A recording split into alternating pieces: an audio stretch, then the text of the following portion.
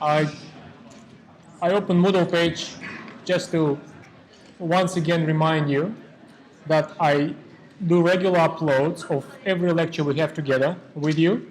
And when I do that, not only I upload the video recording of what's happening in class, I also, if you check this section here, that's the section which I'm referring to, in class lectures I call it. This is the most recent uploads. That's where the most recent uploads are. You see 3 lectures now, just the third one I just did this morning. Not only I make a link to the YouTube with the upload, but also I made this section which I call Supplementary Material. This is as important as the material we discuss in class. Unfortunately, we cannot possibly have enough time to discuss everything we need. That's why I need to make a choice which material to discuss with you and which to leave for you to look through independently. But even though I didn't discuss this in class, this is as important as the material we discuss here in class. And for instance, in relation to what we discussed with you 2 days ago, I published here next to that material 2 tutorial problems with solutions and video recordings, even though this is from last year, but they are as good as this year, which is as important as the question we discussed with you 2 days ago. So keep this in mind. I always do that, and it is your responsibility to keep track of this and look through what I published there. Okay. Now we will. Today I decided we're going to discuss with you polynomials and solutions to polynomials, in particular factorization of polynomials. There are a few techniques which you need to know in order to successfully do the questions in the yellow book. So we start with the subject which I call the Fundamental Theorem of Algebra. This is just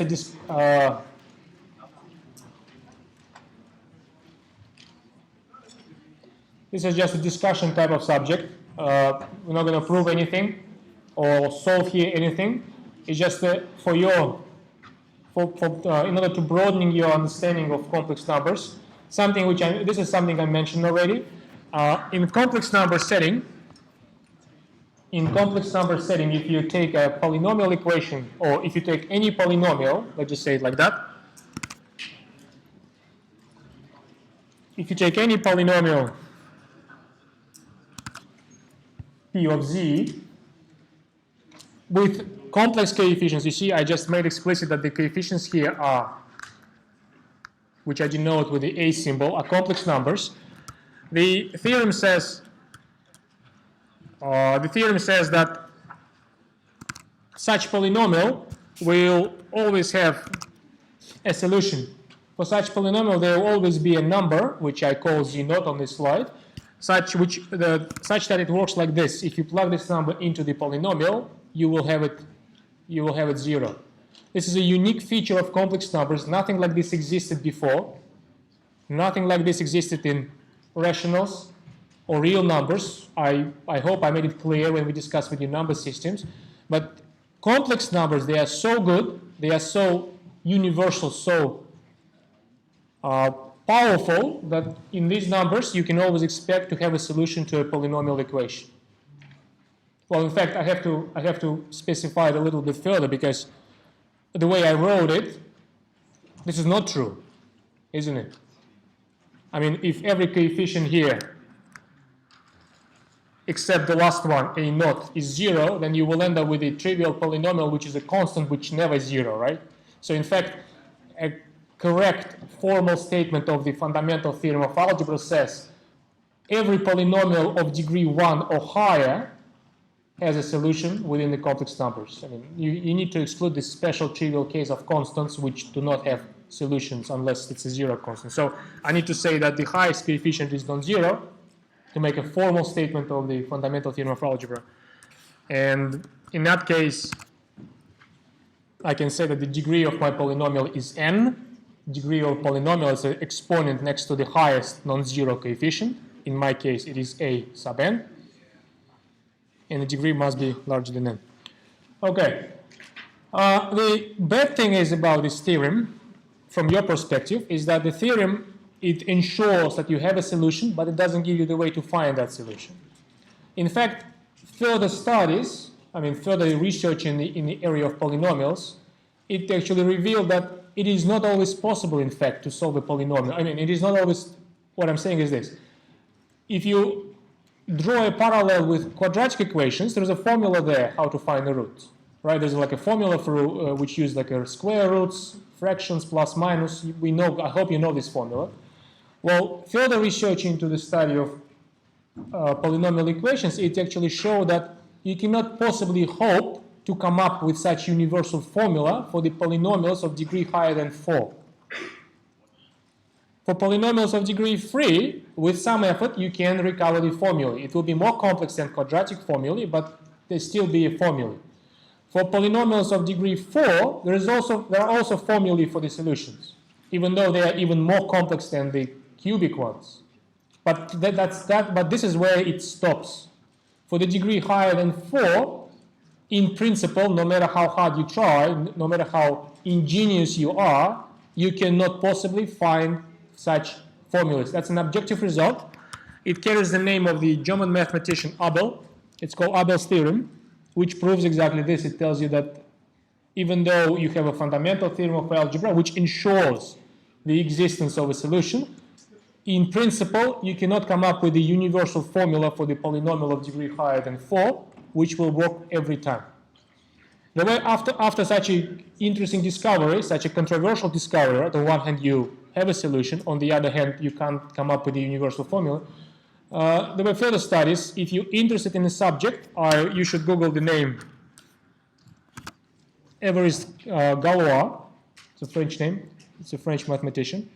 That's a true genius, actually, and he actually developed a way how you can partially come up with the formulae for the polynomials higher than degree higher than 4. But it's a very lame way to say it. The way he approached that, it was so revolutionary. It was quite a discovery, and maybe at this stage of your mathematical development, it will be quite a challenge for you to understand what exactly he was trying to do. But still, you can Google that and you can attempt that. Some of you who will continue study of polynomials, you will actually discover the true brilliance of Galois theory, how to solve the equations of higher degree. Now, from the point of view of the current topic, what we need to know is this: when you know the root for a polynomial, we set aside the way how to find that. It's a different story. But if you know a root of a polynomial, if you know such a root, you can do one little thing which is called factorization. You can factor that polynomial, and that's the second part. You can think of it as a second part of the Fundamental Theorem of Algebra, even though it's a simpler part. You can find another polynomial. This time I call it Q of Z, which works like this, which will be one of the factors involved in your P, and the second factor will be the linear factor generated by your root. If you know the root, you can always do that. I'll show you how to do it a bit later on one of the examples. And this Q polynomial, it will be of degree 1 less. If you keep going this direction, because your fundamental theorem of algebra, it will also ensure that this polynomial will have a solution as well, as long as it is not a constant polynomial, as long as its degree is larger than 1 or larger. So if you factorize this new Q polynomial, if you just imagine you have a root of this new polynomial, you can keep doing this. You can keep splitting these linear factors, and after a while, if you know all of the roots, you will come up with actually complete linear factorization of your original polynomial P. So on my slide, I say it like this: if you follow these steps, or if you apply the method of mathematical induction n times, you can eventually discover n different roots, which will be complex numbers. Each of them will be a complex number, such that your original polynomial factors in a pure linear factors, multiples. And that's the thing which you have to keep in mind. In this topic, you will be required on a few occasions to be able to do that. by discovering the roots of the polynomial one way or another, with some help sometimes, you will need to be able to produce such a factorization. And that's the main focus of this discussion, of today's lecture. Yeah, that's the third part of this slide. So I'll show you a few examples how we can do that, how we can factorize a polynomial into linear factors. Yeah, I'll show you a few. Any questions, please?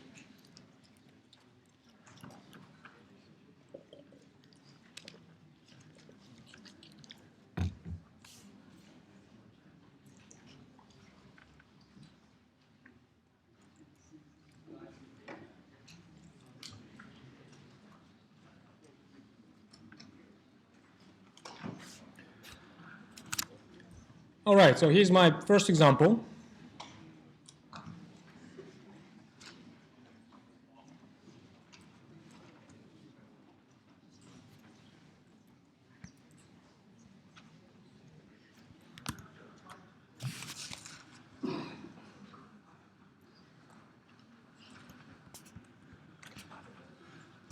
I call this slide similar to questions 68 and 74 because the method I'm going to use here, this method will work similarly for this bunch of questions, so you can enjoy that.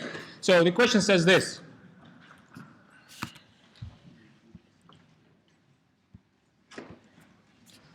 It says factorize this polynomial into linear factors, the way we just saw we can always expect through Fundamental Theorem of Algebra. Like I said, before you can start factorization, you need to identify the roots of the polynomial. And finding the roots in general, it's not an easy business. But for this polynomial, it is something we've done already 2 days ago. Because when you ask the question, what are the roots of this polynomial, which is as good as asking what are the complex numbers such that if you take them to the sixth power, you will end up with a -8. This is something we can do with the help of trigonometric form. And that's how we do this. So here's my equation. I convert my -8 into exponential form. This is the conversion. And now I can say, that we will end up with how many? With the 6 different solutions, right? When you take the 6th root of a complex number, there will be 6 different solutions. All of them geometrically will be spread uniformly across the circumference of a unit or circle. So here's my 6 different solutions. Remember, I used the index 2 days ago to write up these solutions in a compact form. So here's my solutions in exponential form. Here's a k-index. Let me just take it like this. Here's your k-index, and this k-index takes the values from 0 to 5. This factor, root 2 here, appeared because if you take the 6th root of 8, this is root 2. I mean regular square root 2. I can picture these solutions on a graph. I have a graph. I'll picture them in a second.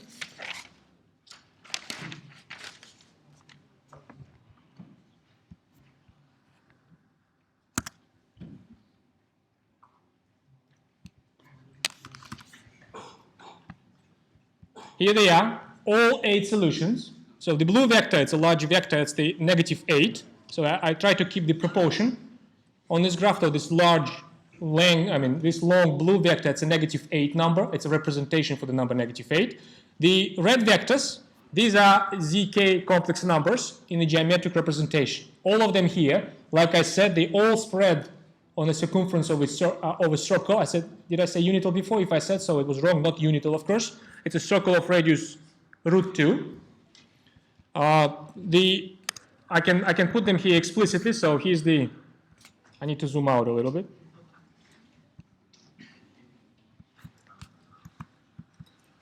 Here's a z0 root. It's the one which appears if you take k equals 0 in here. This is the z1, z2, z3, 4, and 5. All of them on this graph. And with the help of these solutions, you can now factorize. Given that the angles we're looking at, the angles basically multiples of pi on 6, isn't it? It's pi on 6 here. This is pi on 2. This is 5 pi on 6, negative 5 pi on 6, negative pi on 2, negative pi on 6. Given that the angles are nice, the angles for which we know cos and sine, the sharp values for cos and sine, we can of course write these roots in Cartesian form, right? I mean, if you drop a perpendicular, the x here will be root 2 on 2, isn't it? Because cosine of pi on 6 is root 2, so it's root 3 on 2 with the extra factor root 2. That's the value for the x coordinate. That's the value for the y coordinate here. Well, here obviously will be negative of this value. Here will be negative of this value. So in principle, you can now take all of these z values, all of the 6 z values in Cartesian form or in exponential form. But given that the angle is nice, Cartesian form is more preferable. You can write up the factorization. Here it is.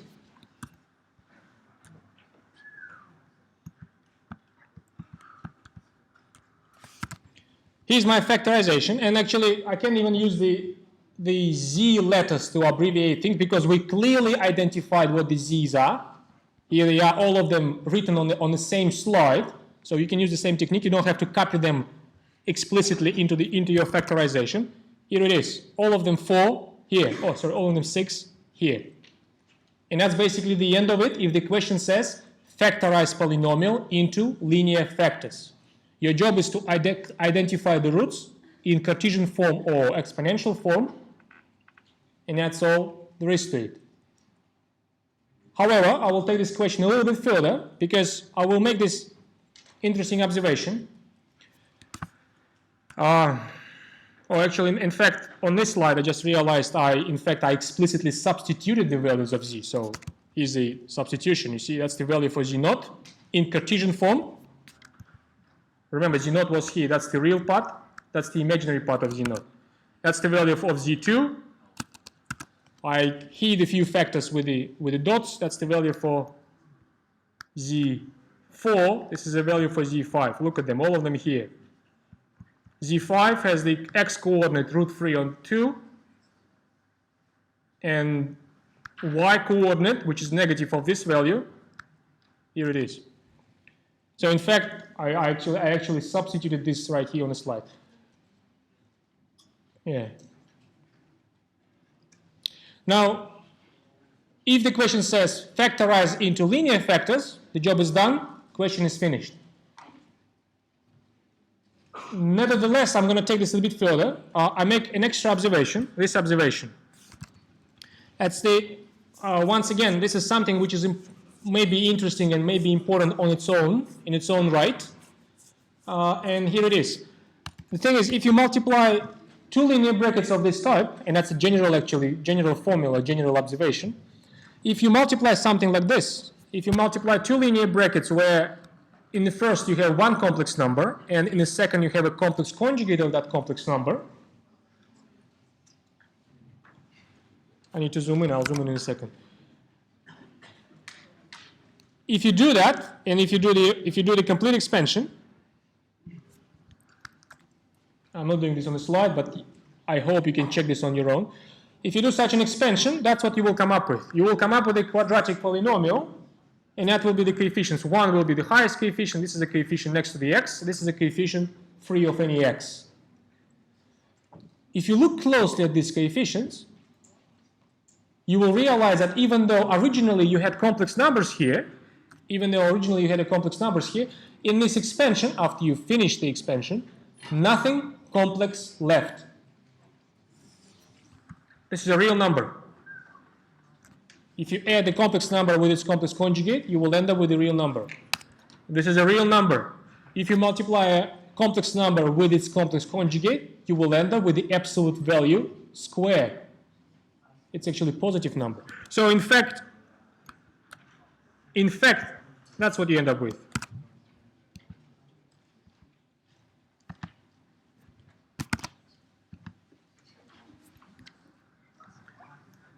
Pure real number. So if you look back at the question we just did, here's the roots we had. Z0, Z5, Z2, Z3, Z1, and Z4. If you look closely at these roots, you will realize that everyone comes with a complex conjugate pair. Z0 comes with a complex conjugate Z5, Z1 comes with a complex conjugate Z4, and Z2 comes with a complex conjugate Z3. So we can exploit this observation. So we can look back at my factorization here. We can look back at my factorization here or here, and we can combine these linear factors with a complex conjugate linear factor, and we can combine them into something like this, isn't it? So if I combine the very first one with the very last one, I will end up, here's my combination. And in fact, when you combine them, you don't even have to do any expansions. You can just rely on this general observation, but that if you combine, the x coefficient will be double the real part, and the free coefficient will be a square of the absolute value. For these roots, when you combine this one and this one, double of the real part will be double of this number. And the square of the absolute value will be square of the root 2. That's the absolute value. So when you do these combinations, there's no any computations involved. You can see them, you can do them basically from the top of your head in a few seconds, literally. So when I combine this bracket with this bracket, this is the result of a combination. This bracket with this bracket, this is the result of a combination, and those two brackets which are hidden by the dots, this is the result of the combination. So sometimes, questions in the yellow book or in the tests on the exam, they say factorize the polynomial into the product of quadratic factors involving only real coefficients. And that's what we did just now. First, we factorize the polynomial into the linear complex factors, and then we combine these factors in complex conjugate pairs and use this fact that when you multiply two complex conjugate linear factors, the result will be quadratic polynomial with the pure real coefficients. Any questions?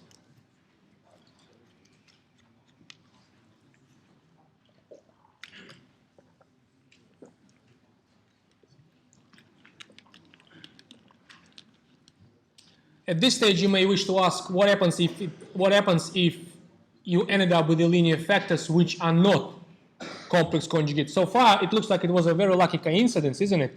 When we factorize my p into linear factors, it turns out that all 6 roots, they come in complex conjugate pairs. What happens if they don't come in complex conjugate pairs? How would you convert the factorization into the product of quadratic factors? Well, the good news for you is that for majority of the polynomials, it will always be so. For majority of the polynomials of higher degree, when you find complex roots, they will always come in complex conjugate pairs. And that's the content of my next slide. Look at this.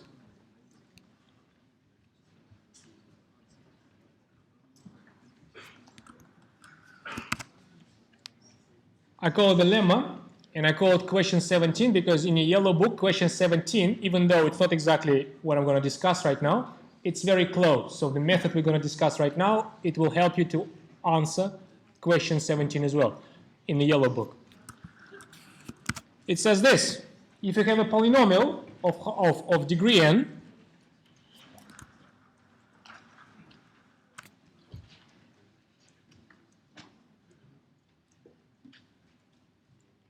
Zoom sucks on this thing.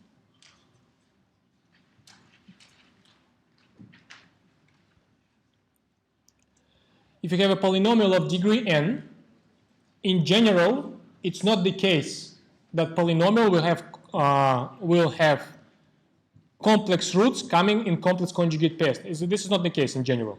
But if you have polynomial which has real coefficients, so the coefficients of that polynomial are no longer complex numbers. In general, they may be complex numbers. Nobody says they can't. But if they are the real numbers, then you can always expect that any number z which vanishes that polynomial, so any number z which is a root of that polynomial, will also give you that the complex conjugate of that number z will also vanish that polynomial. So this is a main test which ensures this quite good observation we made with the other example. The main test is the original polynomial must have coefficients real. I put a question mark over this implication sign. Just to show, just to emphasize that this is a place which requires argument. This is a place for which you have to present an argument if you're facing proving something like this. Question 17 is exactly about that. You need to prove very similar statement. So that's why I put the question mark, to emphasize this place where you have to focus your attention to. So here's my proof. It's a nice, easy proof. One of few proofs which are easy to present and easy to follow. Look what it says. We start with this side of my implication. So we have a z number, which is the root of my p polynomial.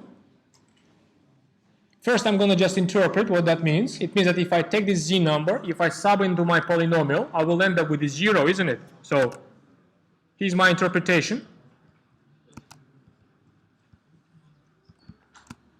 If I sub my z number into my polynomial, that will be 0. I just did. Now look what I'm going to do next. Okay. I will do this. Because basically we're looking at the identity between two complex numbers, isn't it? We have a long written complex number on the left hand side. We have a 0 on the right hand side. In principle, nothing stopped me from just taking and applying the complex conjugate to the left hand side and to the right hand side. If I apply complex conjugate to the right hand side, where the number 0 is sitting, it will be just number 0. But when I apply the complex conjugate to the left hand side, I can take this complex conjugate and in fact apply it to every term in my expression individually. I can put the complex conjugate to a0, to z, to a1, to z, to an take 1, to z, to n, to an. And that is exactly what I'm about to do. Look at this. If I apply complex conjugate, I can apply it individually on the left-hand side. Then the left-hand side will take this form, you see? Complex conjugate applied individually to every term. Right-hand side, even though I kept complex conjugate over 0, basically just the same 0, because when you conjugate a 0 number, it's a 0 number.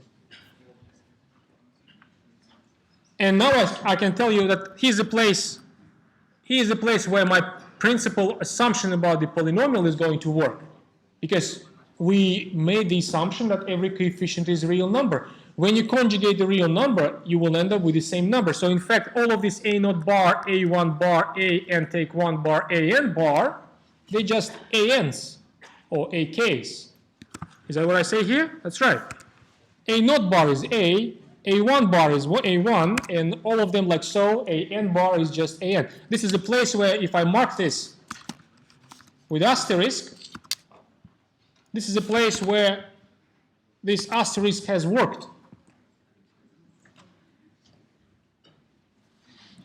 So I can replace it with just a0, a1, a2 without bars, and I do just now.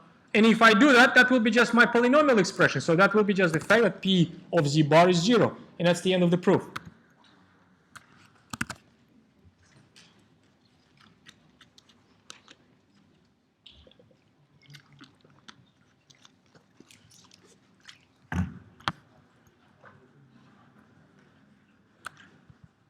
And that's the end of the proof. Any questions?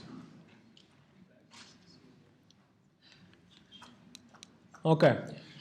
So from now on, every time you factorize a polynomial with real coefficients, you can always expect that the roots of that polynomial will come in complex conjugate pairs. And therefore, you will always be able to build up this quadratic polynomials, quadratic building block of that polynomial, of that original polynomial, which consists of purely real numbers. Okay, let me ask you this now, before we move on. So the lemma is quite clear. We have this proof, beautiful proof, very short, very easy to follow, which says that you have a polynomial with real coefficients. Every root comes with the complex conjugate pair, right?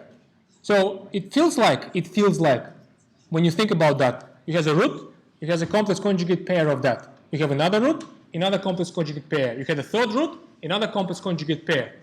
It looks like the roots are always come in even numbers. Does it feel like so? But if you put it back into the linear factorization, and if you expand it, then the degree of your polynomial will be exactly the number of brackets in your factorization, isn't it? So if you have only even number of roots, if you factorize it out, if you expand it out, you will end up with an even degree polynomial. Don't you feel like it's strange? On one hand, all of the roots comes with a complex conjugate pairs, so you must have an even number of roots, and then after the expansion you will have even degree polynomial. It looks like that every polynomial of even degree. Every polynomial with real coefficients. It doesn't bother you? Do you feel the contradiction in here? Something weird is happening, isn't it? It looks like every polynomial with the real coefficients must be of even degree. Isn't that strange? What happens with the polynomials of odd degree? Do we have those?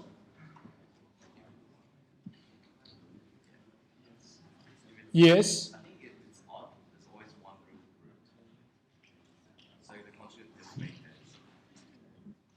And where do you see the problem with my logic then? I just logically explained to you that every polynomial must be of even degree, and you tell me that no. Where is the problem with my logic? Where do I make a mistake?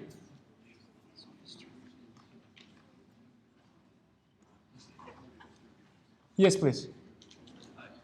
You assume that every conjugate pair is a factor, but in the case of real numbers, a real number is a conjugate of itself, so you don't count it twice. That's right. That's why I fooled you. Actually, that's why I tried to fool you. Not many of you got fooled. So when I say you have one root, you have a complex conjugate pair. For the real number, this hand must be here. That's your complex conjugate pair. In fact, you don't have any pair at all. If you think about that, you will realize that we actually proved quite an interesting result. For a polynomial of odd degree, there must be one number which doesn't. There must be one root which doesn't come with a complex conjugate pair, isn't it? So there must be one root which is purely real. Here it is. I call it a corollary. And it says this. If you have a polynomial with real coefficients,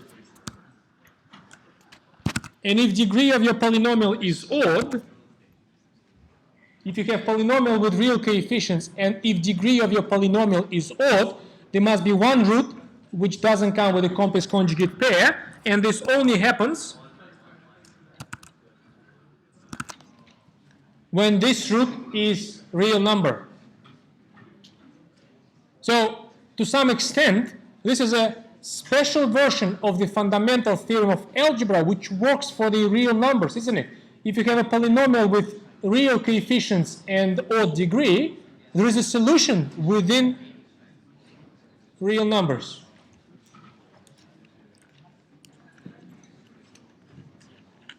Any questions?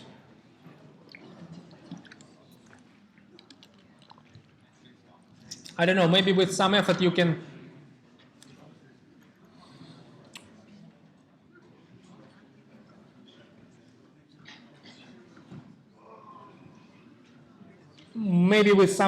discover this result. What I meant to say is this.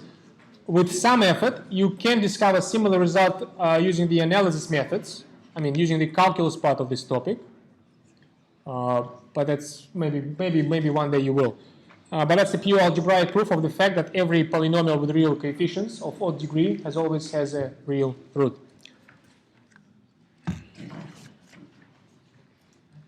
Any questions?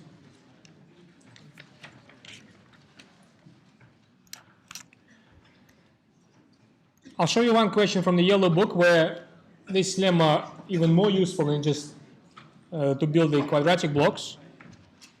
Yeah, it's this one. This is a question similar to the block of questions 75 76.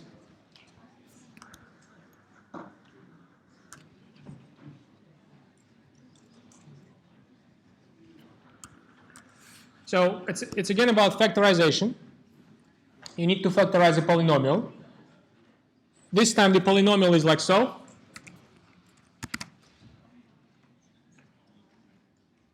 It's a polynomial of degree 4, as a matter of fact. When you see something like this, most of the time you won't be able to come up with the root on your own. And on these occasions, question normally suggests a root to you. Like in this question, let's just assume that we know one root. Let's just assume, we know one root, I, number I is the root of this equation. We can do double check. We can do double check. We can compute P of I. P of I is what? If I sub my I into my equation here, I4 is 1. I cube is negative I, so it's plus 2I here.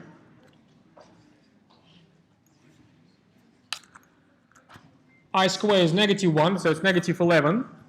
Negative 2I plus 10. If you do the arithmetic, this is gone.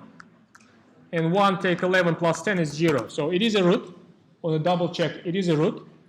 So having known one root, you can attempt to factorize this linear factor x take I from it. But in fact, the better approach in this question would be, what do you think will be the better approach in this question? We're given a polynomial. We know the root of this polynomial. It's I. We can attempt factorizing the block x take I from this polynomial. But do you see a better way to proceed? Yes. Yeah, go ahead. Well, since all the coefficients are real, that means that they're complex conjugate pairs. So you can just take out x minus I, x plus I as a factor. That's right. Thank you. Because of the just discussion we had on the previous slide, because all of the coefficients are real, it's a very good explanation, spot on explanation.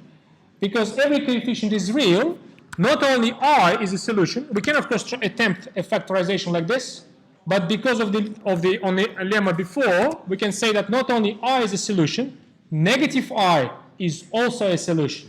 So rather than factorizing this block just by itself, we can factorize two blocks in one go.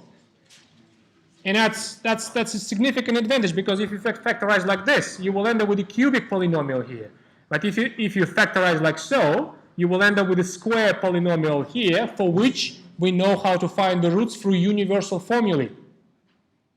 So what I will attempt now, I will attempt this sort of factorization.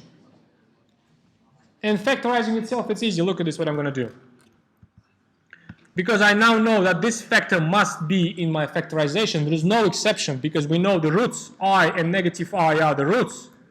This factor must be present in my polynomial. I will artificially create such a factor. Look, I take my original expression for the polynomial. Here it is. And I will rearrange the terms a little bit. Look at this. I'm going to put here x4 plus x squared. Why did I do so? Because these two terms together, they make up a bracket like this, isn't it? If you factor out x squared from it, the remaining bracket will be x squared plus 1. So I introduced this x squared intentionally to make this bracket appear. But this x squared cannot come out of the blue. It must come from one of these x squares. So the remaining part of the x squares, I just put it next to it. And then next to this 10x squared, I put this little 10 at the back. Now these two together, they make another bracket like this. And now final bit, the cubic term and the linear term here, if you put them together, they will make another bracket like this. So you see what I did, I just rearranged my terms a little bit, intentionally creating the bracket x squared plus 1. I was absolutely confident if I do that, I will end up with a nice, beautiful factorization. I was confident of that because I knew in advance that I and negative I are the solutions to my polynomial. That's why I was confident of that. And now I can finish the factorization, right? These two, if I take x squared, will make a bracket, which I need. These two, if I take 10 out, will make another instance of the bracket I need. These two together, if I take negative 2 out, negative 2x, sorry, out, they will make another instance of the bracket I need. If I now take these brackets, the same brackets all, if I factor out this bracket, the remaining piece will be like so, and I'm ready to finish my factorization. For this bracket, I know the roots, I and negative I. For this bracket, I will use the quadratic formulae. Here they are. The formulae say, oh, here they are, that's right. Which is the number I plus minus I free. So, and we're basically done. So the question of factorizing this polynomial into linear factors is over. Two linear factors come from here. Two linear factors come from here through these solutions.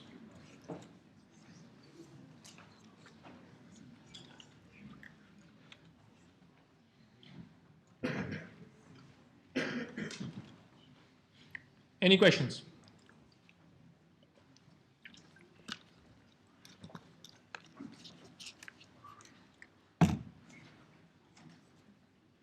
Oh, in fact, I just realized on my slide, so I have the factorization. Here it is. The first two linears, they stand for this bracket. The other two linears, they stand for this bracket. Okie dokie.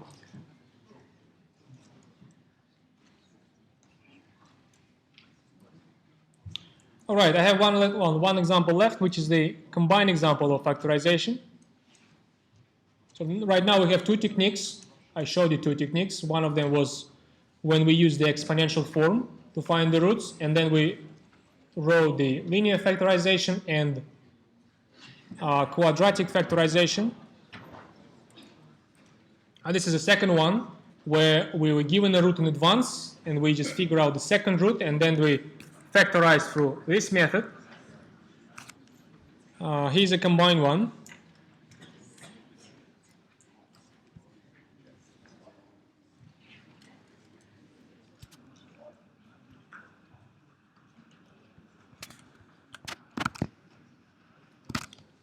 This is a polynomial we need to factorize.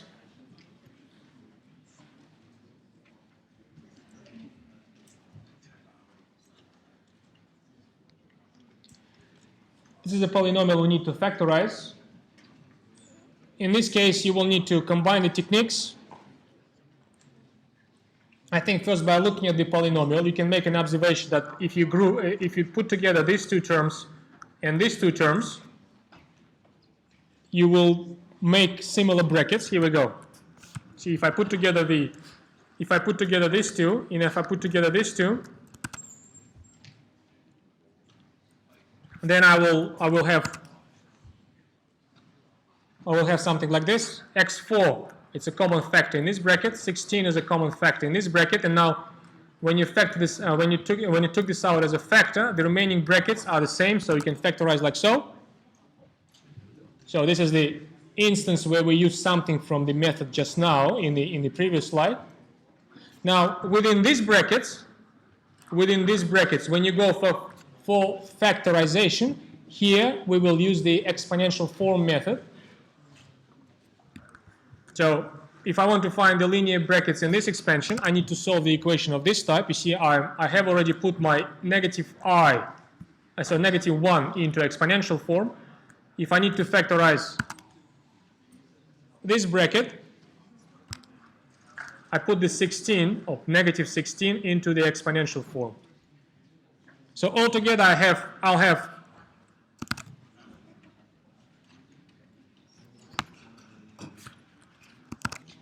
five solutions for the first bracket. So 5 linear factors in here. All of them. This is the exponential forms for the roots. and I'll use a different letter, W. I have 4 solutions in here. As before,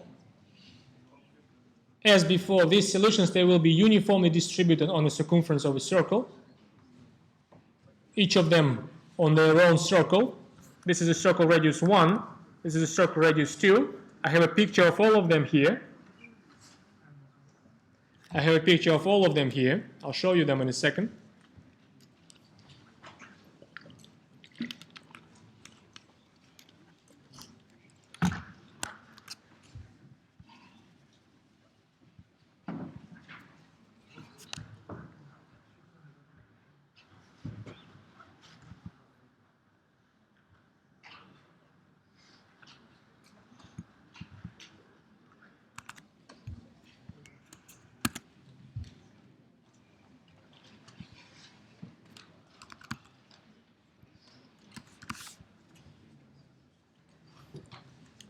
All of them here, the red vectors, these are the W solutions. They are longer. In fact, they are 2 units long. So this is my W naught.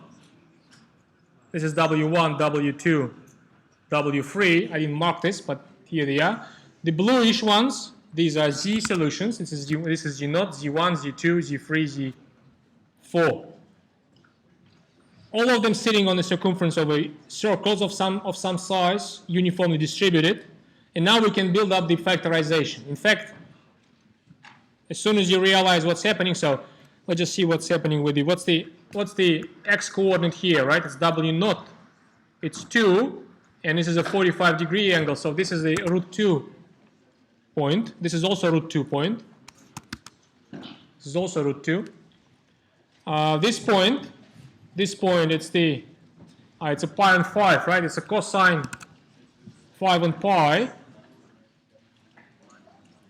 And this point, the x coordinate of this point, it's this angle, it's the one which appears when you take k equal 1 in here. So when you take k equal 1 in here, this is a cosine of 3 pi and 5. So now we're ready to do the factorization. Look at this.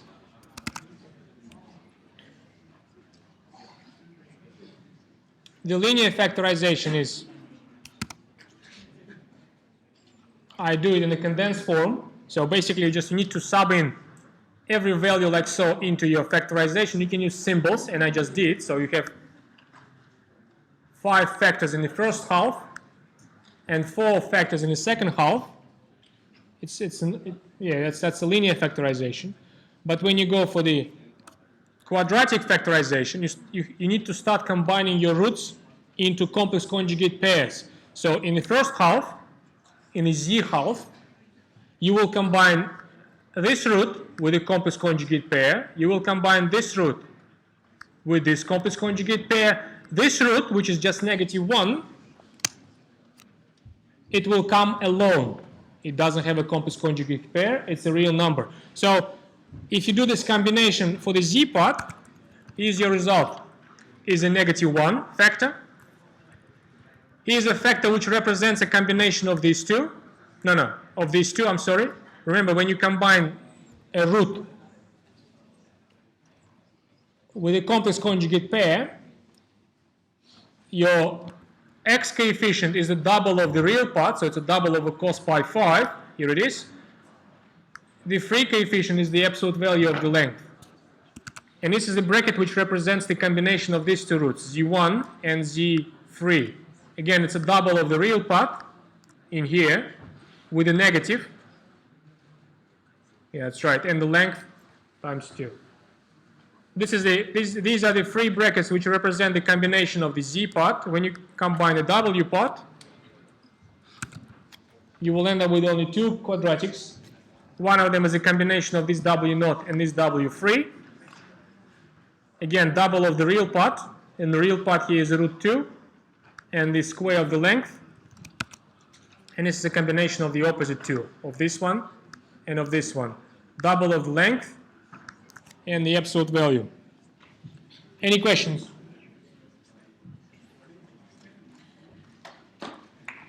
Okay, if you don't have any, thank you very much. We're done for today.